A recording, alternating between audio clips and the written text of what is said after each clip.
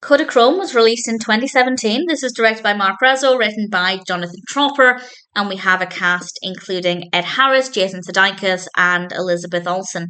And scene by scene, it's not very interesting. I like the overarching concept, but scene by scene, it's not that great. But at the same time, it feels so warm and welcoming that I kind of couldn't help feeling drawn to it. Matt drives his dying father. There we have an emotional aspect immediately to get his Kodachrome film developed in the last lab that will do it before it's too late. And it is a good story about the passing of time and preserving things for us while living in a world that is ever changing. I think that overarching aspect I really liked. I think there are some great messages in this. But the actual journey itself, the time we spend with the characters, it's not badly done, but it's not that interesting. I just don't think it works very well. That being said, when it comes to road trip films like this, films where we are spending a lot of time on the road just with the characters, I don't really like them very much. But there have been some that I have really enjoyed, so it's not that I can't enjoy it. It's just that for me, on this occasion, it was just kind of bland.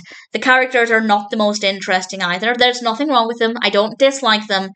I just didn't feel that when the narrative was not that interesting, the characters were also not able to really carry the story. So I didn't think that it was the most interesting experience. But as I said, there was something about this that just felt so warm and inviting. I felt like I was being encouraged to embrace this story and to embrace the characters, and it really drew me in. So on the one hand, it wasn't that interesting.